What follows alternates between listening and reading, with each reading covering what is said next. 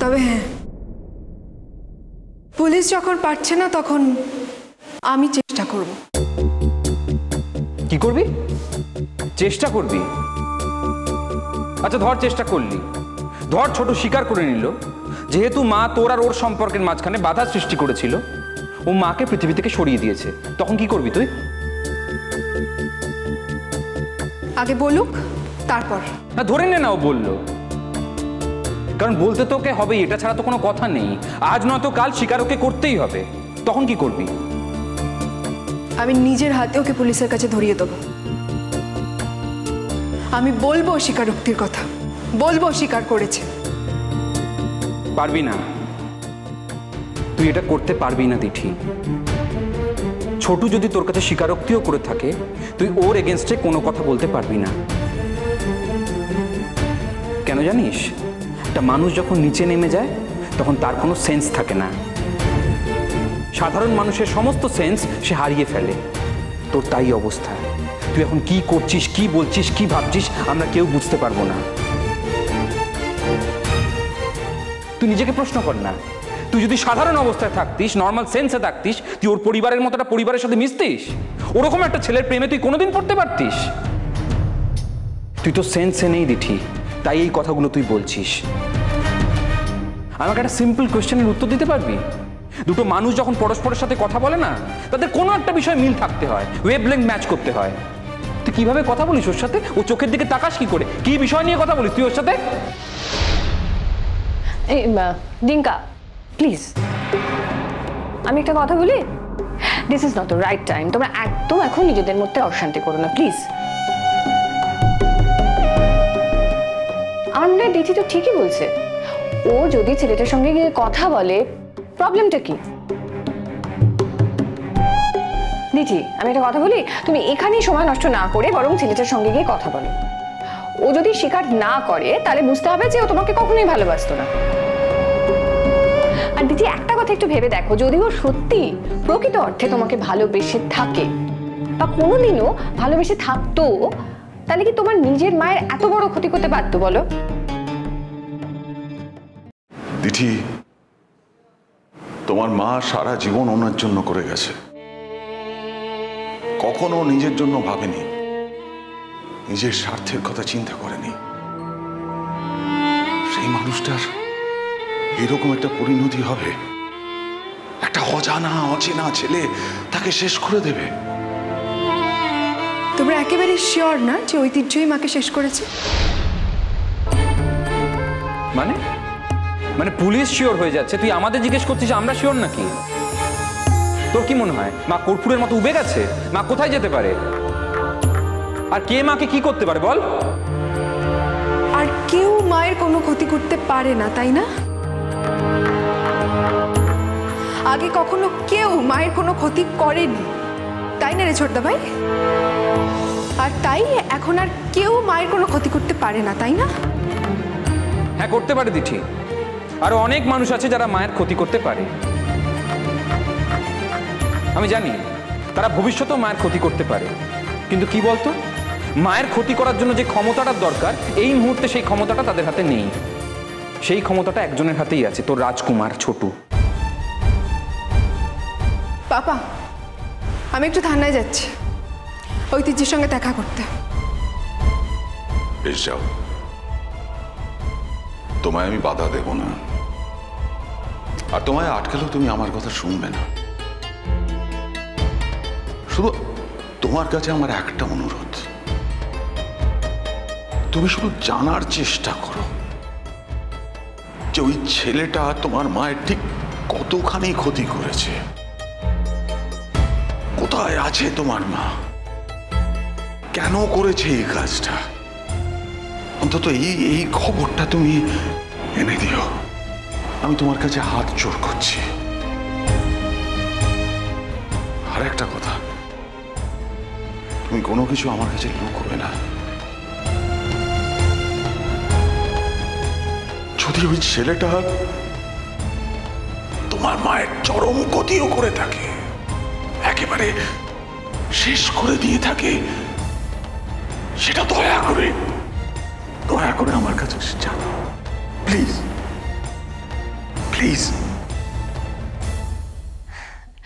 অনিন্দ, please এভাবে কান্নাকাটি করো না, মানে ভীষণ অশুভ চোখের জল ফেলা। আমার মন বলছে শ্রীময়ী ঠিক ফিরে আসবে। ট্রাস্ট মি, আমার ইনটিউশন বলছে যে একদিন না একদিন শ্রীময়ী অতি অবশ্যই ফিরে আসবে। হয়তো ছেলেটা শ্রীময়ীকে শেষ করে ফেলেনি, হয়তো কোথাও গুম করে রেখে দিয়েছে। শ্রীময়ী হয়তো বেরোতে পারছে না, বা হয়তো এত অত্যাচার করেছে, এত মারধর করেছে, হয়তো উঠতে পারছে না, ওঠার ক্ষমতা নেই। প্লিজ কল্পনা করে না এতগুলো কথা বানিয়ে বলতে হবে না। তোমার এই কথাগুলো আমরা কেউ শুনতে চাই না। বুঝতে পারো না বাংলা কথা? দিঠি, আমি জীবনে অনেক পাপ করেছি, কিন্তু শ্রীময়ী তো কখনো কোনো পাপ করেনি।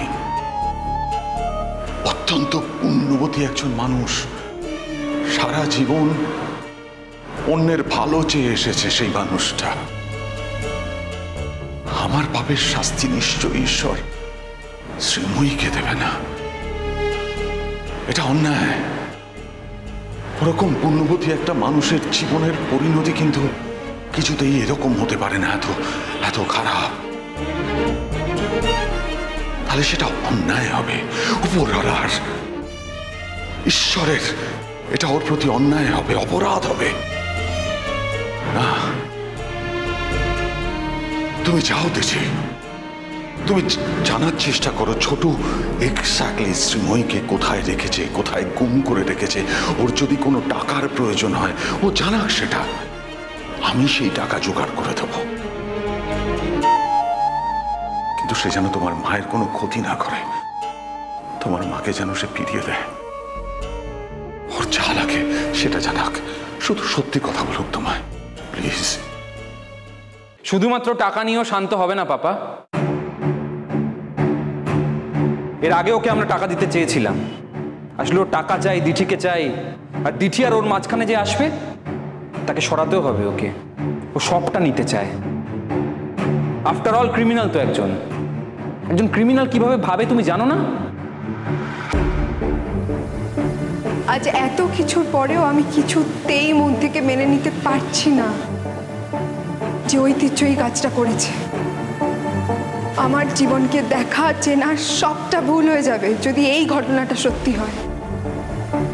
আমি এখনো ভরসা রাখছি যে ঐতিহ্য এরম একটা অপরাধ কিছুতেই করতে পারে না। তবু যদি করে,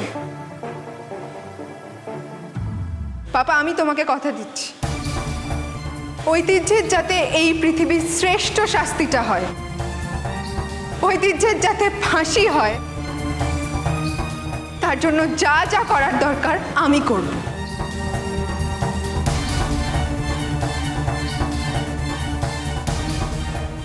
আসছি।